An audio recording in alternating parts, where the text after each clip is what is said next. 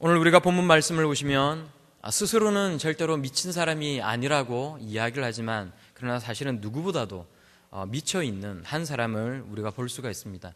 다른 무엇에 미친 것이 아니라 바로 예수 그리스도에게 미쳐 있는 바울이라는 한 인물을 우리가 본문을 통해 볼 수가 있는 것입니다. 먼저 우리가 출애굽기 말씀을 보시면요, 하나님께서는 모세를 부르셔서 애굽에서 고통당하고 있던 이스라엘 백성들을 가나안 땅으로 인도하십니다. 40년의 시간 동안 메마른 광야를 돌다가 하나님께서 세우신 사람 여호수아라는 리더를 따라서 가나안 땅으로 이스라엘 백성들은 들어갑니다. 하나님께서 여호수아와 이스라엘 백성들에게 가나안에 있는 이방 민족들을 다 몰아내라고 말씀하셨지만 가나안 땅의 부분마다 이방 민족이 남아있는 채로 가나안 정복 전쟁은 끝이 나고나 맙니다. 그래서 일어나 그 땅으로 가라, 그렇게 말씀하신 하나님의 말씀에 대해 이스라엘 백성들은 불완전한 순종을 했고 그 땅에 남아있던 이방 민족 때문에 사사기간 내내 이스라엘 백성들은 고통을 겪었습니다. 우리가 잘 알고 있는 기드온이나 또 삼손과 데릴라와 같은 이야기들은 다 이 사사시대를 배경으로 하고 있지 않습니까? 하나님께서 이스라엘에 왕을 주시고 그래서 다윗을 통해 솔로몬 시대에 이르러서 이스라엘이 가장 부강하고 강한 나라가 되었을 때도 이스라엘 백성들은 가나안에 남아있는 이방 민족의 그 영향에서 자유롭지가 못했습니다. 무엇이 이 사람들을 자유를 주시고 땅을 주시고 광대한 나라를 이루게 하신 하나님에게서 마음이 멀어지게 하였습니까? 불완전한 순종입니까? 불완전한 순종이 그 중요한 원인이 맞지만 그러나 그보다 더욱 본질적인 문제가 있습니다. 그리고 그 본질적인 문제가 여전히 우리 마음을 하나님으로부터 멀어지게 만듭니다. 이스라엘 백성들이 가나안으로 들어갔고 그 땅에 정착했습니다. 공평과 공의의 하나님은 가나안 땅에 사는 이방 민족들의 그 죄가 차고 넘칠 때까지 기다리고 계셨다가 그 죄가 드디어 하나님의 기준에 이르렀을 때에 이스라엘 백성들을 애굽에서 이끌어내셔서 가나안으로 들어가서 그 땅에 사는 민족들을 다 쫓아내게 하셨습니다. 하나님께서 원하신 것은 무엇입니까? 가나안에서 단순히 이스라엘 민족들이 부강하게 잘 살라라는 것이 아니라 그곳에서 하나님께 예배하고 사랑과 공의가 넘치는 참 신앙 공동체를 만드는 것, 그것이 하나님의 뜻 아니었겠습니까? 그런데 가나안에 들어간 이스라엘 사람들의 마음은 빠른 속도로 변질되어 갔습니다. 불완전한 순종으로 가나안 땅에 남겨두었던 이방 민족들이 이스라엘 사람들의 마음에 나쁜 영향을 미쳤습니다. 맹모 삼천지교라는 말이 있듯이 사람은 늘 환경의 영향에서 자유로울 수가 없습니다. 맹자의 어머니가 자식을 위해서 3번 이사했다라는 이 이야기는 굳이 풀어서 말씀드리지 않더라도 우리 모두가 다 잘 알고 있는 이야기 아닙니까? 사람은 좋은 영향보다는 안 좋은 영향을 더 잘 받습니다. 해외에 이주를 하게 되면 어른들이나 애들이나 다 누구나 가릴 것 없이 그 나라 말 중에 가장 먼저 배우는 게 뭔지 아십니까? 그 나라 욕설이라고 합니다. 외국의 이주 노동자들이 우리나라에 와서 제일 먼저 배우는 것도 이 욕이고요. 다른 건 다 못 알아들어도 욕하는 것만큼은 다 알아듣는다고 하지 않습니까? 이스라엘 백성들이 가나안에서 살다가 보니까 가뭄이 들었습니다. 이럴 때 하나님을 믿는 사람들이 해야 될 것은 하나님 앞에 엎드려서 기도하는 것인데 그 땅에 사는 이방 민족들을 보니까 자신들과는 전혀 다른 방식으로 우상에게 기도를 하고 있는 것을 보게 됩니다. 농경 문화를 가졌던 우리나라도 비가 안 오면 비를 내리게 해달라고 기우제를 지내지 않았습니까? 물이 부족한 가나안 땅에서 물은 먹고 사는 문제와 바로 직결되는 문제였습니다. 사람이 물을 못 마실 뿐만이 아니라요, 가축들도 목이 탑니다. 작물이 자라지 않습니다. 먹고 사는 문제와 바로 직결되어 있는 문제인 것입니다. 가나안과 중동 지역에서 이 물과 비는 그 당시에 굉장히 심각하고 중요한 사회적인 이슈였습니다. 역대하 7장 13절에서 14절 말씀을 보시면 하나님께서는 이스라엘 백성들에게 혹 내가 하늘을 닫고 비를 내리지 아니하거나 혹 메뚜기들에게 토산을 먹게 하거나 혹 전염병이 내 백성 가운데서 유행하게 될 때에 내 이름으로 일컫는 내 백성이 그들의 악한 길에서 떠나 스스로 낮추고 기도하여 내 얼굴을 찾으면 내가 하늘에서 듣고 그들의 죄를 사하고 그들의 땅을 고칠지라라고 말씀하셨습니다. 죄를 회개하고 돌이켜 겸손한 마음으로 기도하면 땅을 고쳐주셔서 곡물이 자라나게 하시고 비를 내려주시겠다라고 약속하고 있는 것입니다. 오늘날 우리들에게도 적용을 시켜본다면 단순히 비와 메뚜기의 문제가 아니라 우리 가운데 닥치게 되는 여러 고난의 문제로 우리가 적용시켜 생각을 해볼 수가 있습니다. 하지만 이스라엘 백성들은 하나님께서 하신 이 말씀보다는 조금 더 자극적이고 재미있는 해결책을 찾았습니다. 이스라엘 사람들이 선택한 방법은요, 농경 생활을 하고 있던 블레셋과 이 가나안의 이방 민족들이 숭배하고 있던 바알과 아스다롯을 섬기기로 한 것입니다. 왜 하나님이 아니라 이 사람들은 바알과 아스다롯을 섬겼습니까? 그것은 바알과 이 아스다롯이 날씨와 비를 주관하는 신들이었기 때문에 그렇습니다. 이방 민족들의 다신론관에 의하면 신은 한 분이 아니라 여러 명 있었고 사람과 유사한 삶을 살아가고 있다라는 것입니다. 바알과 아스다롯은 부부입니다. 바알 신이 남편이고요, 아스다롯은 부인인데요, 바알과 아스다롯이 함께 잠자리를 가져야만 하늘에서 비가 내린다라고 믿었기 때문입니다. 그래서 비가 내리지 않는 것은 바알과 아스다롯이 잠자리를 가지지 않았기 때문이라고 그 사람들은 생각을 했습니다. 가뭄이 들고 땅이 비쩍비쩍 말라가도록 비가 오지 않으면 사람들은 남녀가 함께 성적인 관계를 가집니다. 그러면 신들인 이 바알과 아스다롯이 이 모습들, 사람들의 모습을 하늘에서 보고는 이 부부끼리 잠자리를 가진다라고 생각을 했던 것입니다. 그래서 바알과 아스다롯의 이 결합을 통해 가나안에 비가 내린다라고 이 사람들은 믿었던 것입니다. 사람들이 신들을 일깨워줘야 합니다. 사람들이 성적으로 결합을 해야만 신들이 결합하고 그래서 비로소 비가 내릴 수 있는 것입니다. 그래서 가나안에 있는 신전들에는 창기들이 넘쳐났습니다. 중요한 종교적인 의식을 치르기 위해서는 신전에는 창기들이 필요했던 것입니다. 사람들의 그 욕심이 만들어 놓은 종교적인 신념이었겠지만 가나안 사람들은 비가 오게 해달라고 기도하러 신전에 올라갈 때마다 이 창기들과 잠자리를 함께 가졌던 것입니다. 당시에 이스라엘 사람들에게는 이러한 방법이 하나님께 회개하고 마음을 찢으면서 기도하는 것보다는 훨씬 더 흥미롭고 더 자극적인 종교 행위로 여겨졌던 것입니다.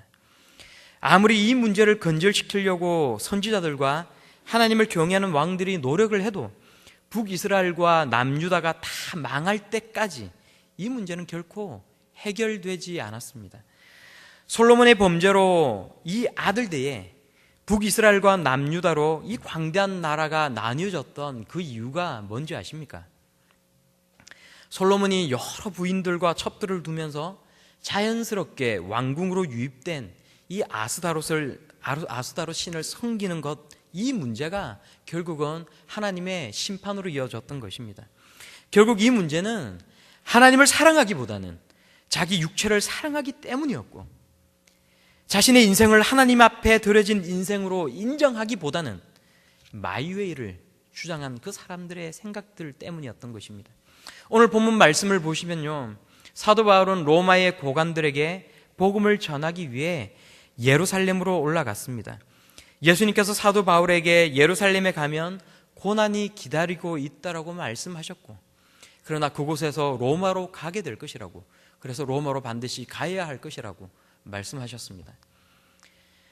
예루살렘에서 체포되고 감옥에 갇혀 있다가 로마로 압송될 것이고, 로마에서도 감옥에 갇혀 있어야만 하는 힘든 고난이 기다리고 있음을 사도 바울은 누구보다도 잘 알고 있었으면서도 마지막으로 로마의 황제와 고관들에게 복음을 전하기 위해 예루살렘으로 가는 것을 피하지 않았습니다. 많은 사람들이 사도 바울을 말렸습니다. 사람들이 밀레도 항구에서 바울의 목을 끌어안고 울면서 통곡을 하면서 작별을 고했습니다. 그러나 바울은 예수님의 말씀에 온전히 순종하기 위해서 예루살렘으로 올라갔습니다. 하나님께서 맡기신 사명을 이루는 것에는 생명까지도 조금도 귀하게 여기지 않았던 이 바울의 헌신과 충성을 행동으로 우리들에게 잘 보여주고 있는 것입니다. 저는 한때 사도행전에 나오는 이 사도 바울의 마지막 예루살렘으로의 여정을 보는 게 굉장히 심적으로 힘든 적이 있었습니다. 이 신약 성경을 절반 이상을 기록했던 사람, 하나님을 사랑하는 마음을 그 삶으로 보여준 바울이라는 이 거목의 마지막을 보는 것이 너무나도 가슴이 아팠습니다. 그래서 성경을 읽을 때 사도행전 뒷부분은 일부러 건너뛰은 적이 있습니다. 하지만 결국 사도 바울이 예루살렘으로 가는 것은 하나님의 뜻이었고, 바울을 부르시고 바울이 되도록 하신 분도 하나님이심을 깨닫고는 조금 마음을 편하게 제가 읽을 수가 있었습니다. 사도 바울은 유대인들에게 성전을 더럽혔다는 누명을 쓰고 총독에게 고소를 당합니다. 총독 벨릭스는 바울에게 아무런 죄가 없다라는 것을 알면서도 유대인들의 환심을 사고 자신의 총독 재임 기간 동안 문제를 일으키지 않기 위해서 굉장히 어정쩡한 태도를 보입니다. 그래서 바울을 가이사랴 감옥에 2년 동안 구류를 시킵니다. 이제 결국 재임 기간이 다 되어서 벨릭스는 가게 되고요, 새로운 총독으로 베스도가 부임을 하게 되는데, 유대인들은 이 베스도에게 재차 사도 바울을 고소를 합니다. 그리고 모든 것이 뜻대로 되지 않자 사도 바울을 살해하기로 결심을 합니다.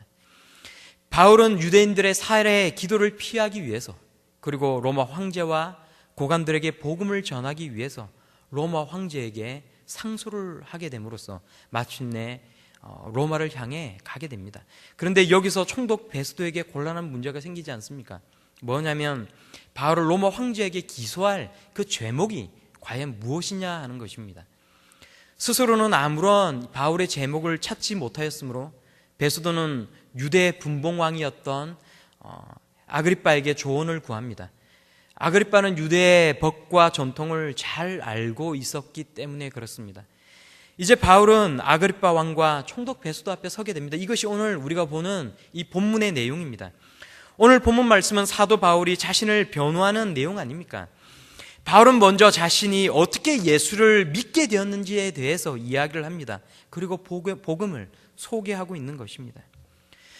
성도 여러분, 바울은 어떤 사람입니까? 바울의 원래 이름은 사울이었고요, 바울은 유대인이었고 어렸을 때부터 신앙에 열심히 있는 그런 사람이었습니다. 당대 유명한 철학자 가말리엘의 문화생이었고요, 유대교에 특심이 있는 자였습니다. 그리고 아무나 가질 수 없었던 이 로마 시민권을 태어나면서부터 가지고 있던 특권 계층이었습니다. 바울은 자신의 특심한 마음으로 볼 때 예수를 따르는 그 무리들을 가만히 둘 수가 없었습니다. 하나님을 위한 열심은 예수를 믿는 무리들을 정죄하고 핍박하게 만들었습니다.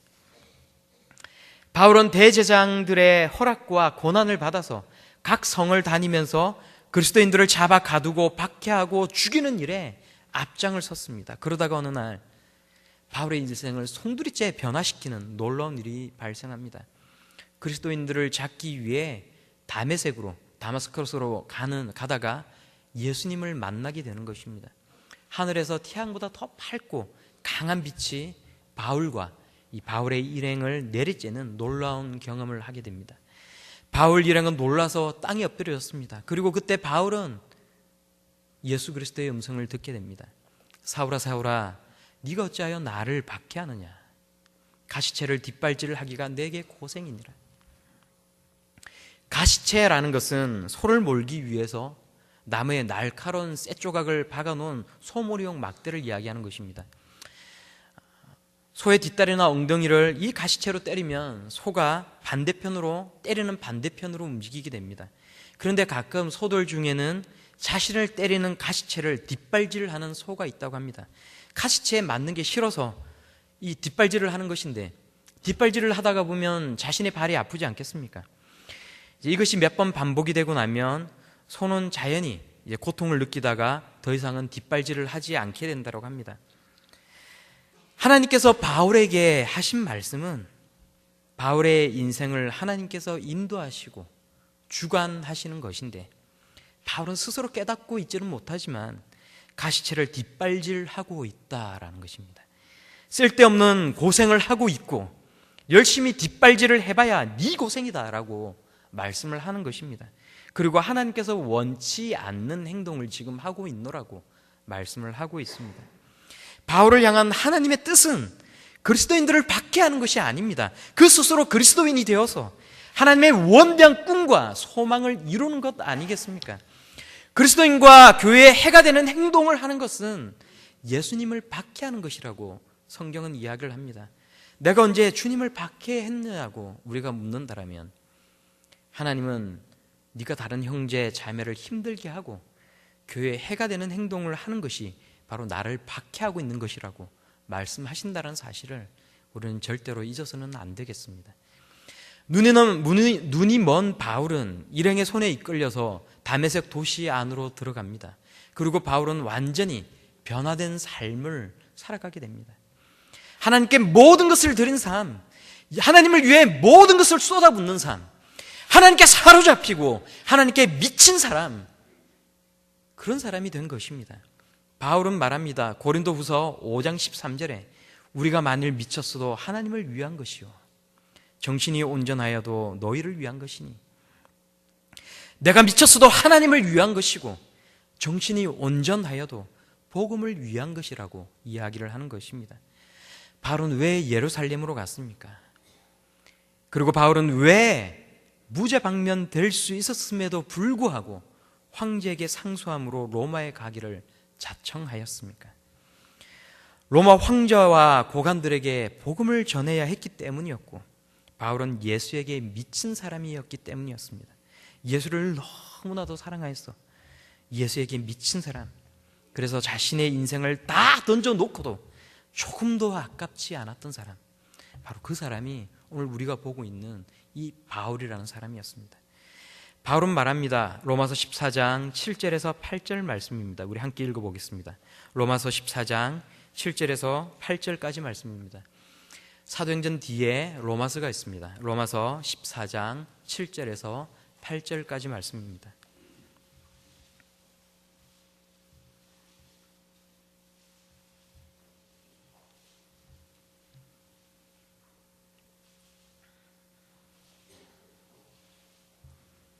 로마서 14장 7절에서 8절까지 말씀입니다.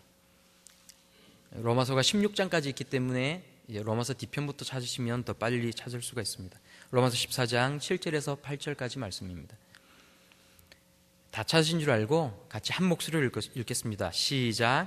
우리 중에 누구든지 자기를 위하여 사는 자가 없고 자기를 위하여 죽는 자도 없도다. 우리가 살아도 주를 위하여 살고 죽어도 주를 위하여 죽나니 그러므로 사나 죽으나 우리가 주의 것이로다. 오늘 우리가 로마서 14장 7절 8절 말씀을 읽으실 때 나라고 읽지 않고 우리라고 읽으셨습니다. 여러분 그렇지 않습니까? 바울은 로마서에서 나라고 절대 말하지 않았습니다. 바울뿐만이 아니라 로마의 성도들은, 그리고 로마서를 읽는 모든 그리스도인들은 누구든지 자기를 위하여 사는 자가 없고 자기를 위하여 죽는 자가 없도다. 우리가 살아도 주를 위하여 살고 죽어도 주를 위하여 죽나니 그러므로 사나 죽으나 우리가 주의 것이로다. 이것이 바울의 고백이요 우리 모두의 고백인 줄로 믿습니다. 바울은 모든 지위와 보장된 미래를 배설물처럼 버리고 한평생 복음을 위하여 살다가 죽은 사람이었습니다.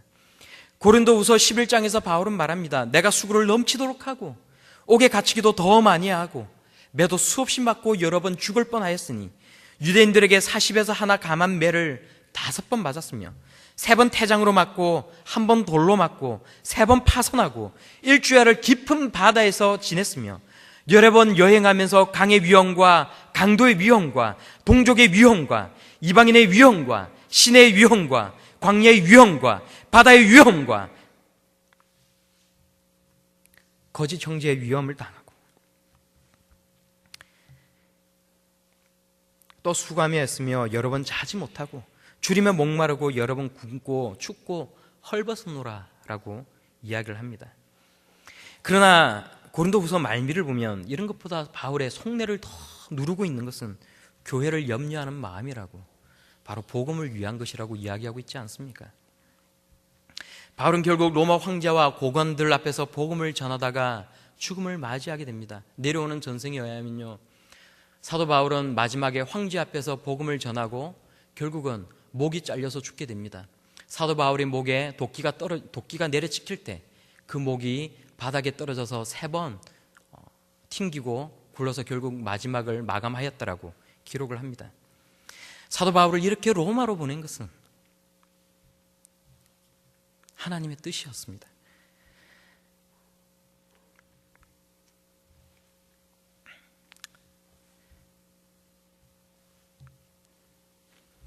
예수님께서 사도 바울에게 이야기하실 때 이렇게 말씀하지 않습니까? 너의 발로 서라. 내가 내게 나타난 것은 곧 내가 나를 본 일과 장차 내가 내게 나타날 일에 너로 종과 증인을 삼으려 함이니 이스라엘과 이방인들에게서 내가 너를 구원하여 그들에게로 보내어 그 눈을 뜨게 하고 어둠에서 빛으로 사탄의 권세에서 하나님께로 돌아오게 하고 재상과 나를 믿어 거룩하게 된 무리 가운데서 기업을 얻게 하리라 하더이다.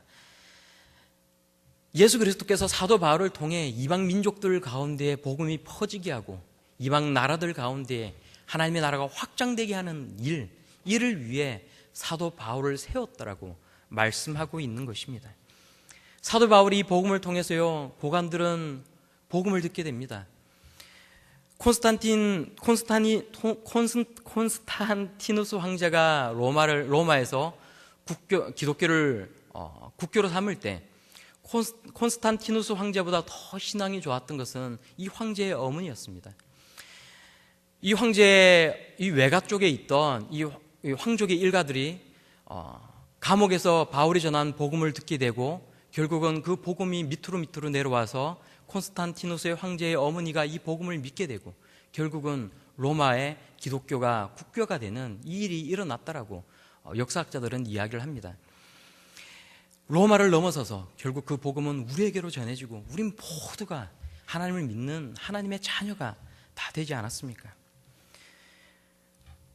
하나님에게 미친 사람, 예수 그리스도에게 미친 사람, 이 사람이 바울이었습니다. 우리는 오늘 어떠한 삶을 살아가고 있습니까? 예수 그리스도에게 미친 사람, 이것이 우리의 인생이 맞습니까?